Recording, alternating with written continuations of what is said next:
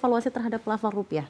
Iya, kita melihat penguatan hari ini yang cukup tipis ya sesungguhnya menguatnya dibandingkan hari kemarin. Memang menunjukkan bahwasannya pergerakan rupiah pekan ini sangat fluktuatif dan mencerminkan bahwasannya investor pun juga memasang sikap wait and see.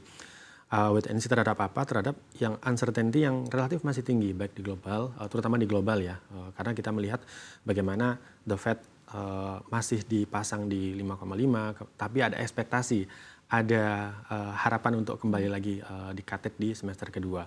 Dan dilihat di sini juga bahwasannya dengan adanya geopolitik yang masih cukup tinggi, sehingga uncertainty di pasar keuangan juga masih sangat tinggi. Dan ini yang menjadikan rupiah relatif sangat fluktuatif sepekan ini. Tapi kita melihat juga adanya sentimen positif dari dalam negeri. Ini mungkin membuat beberapa hal yang cukup membuat kita optimis bahwasanya ke depan rupiah tidak akan terdepresiasi terlalu dalam kembali.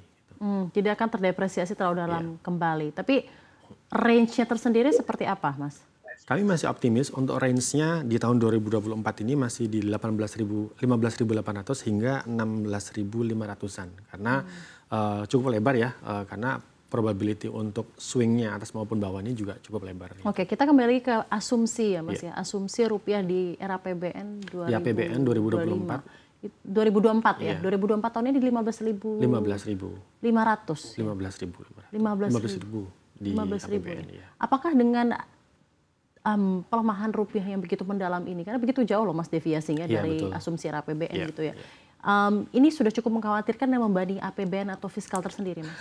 Memang ada kekhawatiran bahwasannya pelemahan rupiah yang terlalu jauh dari asumsi di awal ini akan membebani fiskal kita. Namun di beberapa kesempatan dalam koordinasi stabilitas keuangan ada Bu Menteri Keuangan di sana, ada Pak Gubernur BI menyampaikan bahwasannya sejauh ini pemerintah dan BI sudah melakukan koordinasi dan melakukan langkah-langkah untuk menjaga stabilitas, setidaknya menjaga stabilitas rupiah sehingga tidak terdepresiasinya terlalu dalam.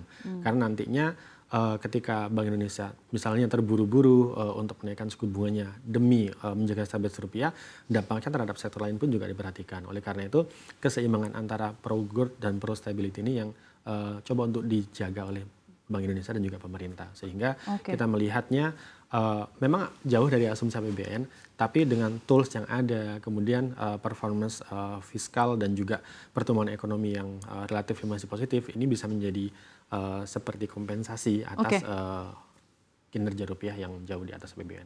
Oke, Mas Kavi, terima kasih banyak Mas. Dan ini juga menjadi pemantik diskusi kita pada sore hari ini. Saya ke rekan saya, Mas Robert. Mas Robert, kira-kira gimana Mas evaluasinya terhadap rupiah? Ketika akhirnya Bank Indonesia menaikkan suku bunga menjadi 6,25%, kita mengekspektasikan rupiah akan kembali berada di level 15.800 sampai 15.900 dan tidak melenggang gitu ya di zona 16.000. Mengapa sampai saat ini masih rupiah bergeraknya begitu volatil dan masih ada di kisaran yang cukup tinggi, Mas? Ya, saya rasa memang ada pengaruh dari ketidakpastian global ya, dan kita lihat bagaimana ekspektasi mengenai penurunan suku bunga The Fed terutama itu sangat dinamis. Ada ekspektasi akan turun satu kali kemudian berubah menjadi dua kali karena memang tergantung data-data terutama makro dari Amerika Serikat termasuk inflasi kemudian data tenaga kerja. Saya rasa ini yang kemudian membuat tampaknya pasar menjadi juga uncertainty ya, tidak pasti juga, dan mungkin itu yang membuat investor lebih baik cari aman dulu. Dan saya rasa juga sebenarnya kalau kita lihat ke depan dengan sentimen yang ada, mungkin sebenarnya ada peluang untuk rupiah kemudian menguat nantinya, karena kita lihat Bank Eropa sudah mulai menurunkan suku bunga, kemudian ekspektasi makin besar kepada The Fed untuk menurunkan suku bunga tahun ini, dan sudah menjadi, kalau saya lihat Fed Watch itu probability-nya itu sudah mencapai 2 di bulan September dan di bulan Desember. Saya rasa ini membuat ruang penguatan rupiah menjadi terbuka, dan ditambah memang Bank Indonesia juga tetap mengawal stabilitas rupiah dengan baik itu intervensi di pasar atau maupun dengan kebijakan-kebijakan. Jadi saya rasa saya cukup optimis ya untuk kemudian rupiah dapat menguat ke depannya. Oke, dapat menguat ke level berapa, Mas? Mungkin saya rasa untuk jangka pendek bisa ke level 16.000 dulu, kemudian mungkin ada harapan untuk kembali ke level 15 ribuan, mungkin di level 15.900 untuk jangka pendek. Oke, adakah tanggapan Anda mengenai keputusan dari European Central Bank yang akhirnya memutuskan untuk menurunkan suku bunganya? Apakah ini juga akan memberikan sentimen dan support tersendiri terhadap keputusan The Federal Reserve untuk menurunkan suku bunga di waktu-waktu dekat, Mas Robert? Ya, saya rasa harapan para pelaku pasar itu menjadi lebih tinggi ya. Selain karena memang kita lihat data di pekan ini dari PMI manufaktur Amerika Serikat yang tampaknya masih tidak bergerak positif, tidak bertumbuh positif. Kemudian juga dari data-data tenaga kerja menunjukkan pasar tenaga kerja US tampaknya cukup lesu. Ini yang kemudian ditambah memang adanya pemangkasan suku bunga dari Bank Eropa setelah pertama kali ya, setelah di era 2019 era COVID, saya rasa ini kemudian membuat pasar berekspektasi lebih terhadap The Fed. Dan kalau kita lihat memang sekarang pasar mulai meningkat ekspektasinya, keyakinannya The Fed akan menurunkan suku bunga tahun ini hingga 2 kali. Kalau kita lihat pekan lalu, itu ekspektasi pasar masih di 1 kali dan itu di akhir tahun. Karena kondisi saat ini, walaupun memang masih melihat data inflasi ya, itu yang menjadi kuncinya.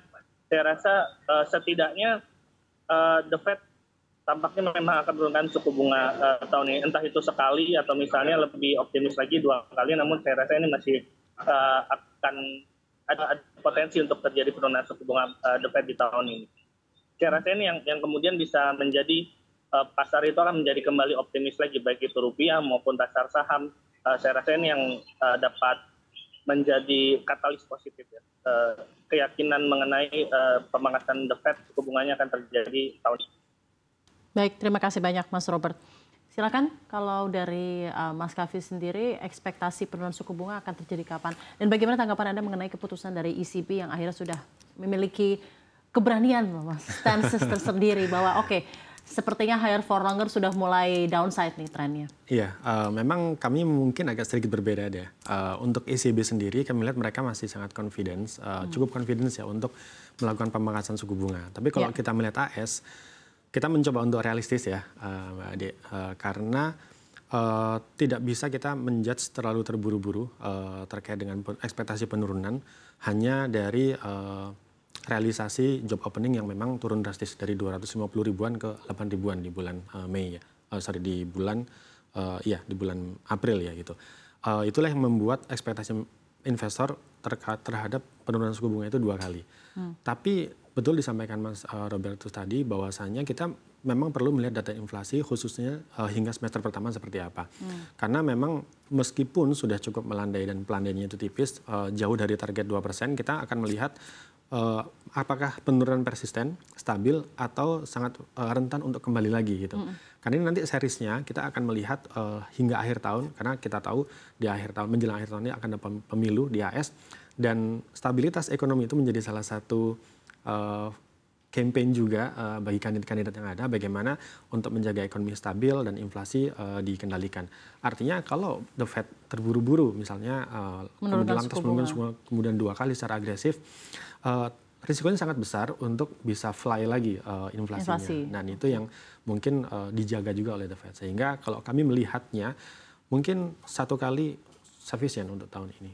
Satu kali sufficient dan partially sekitar 25 sampai 50 25 bips kemungkinan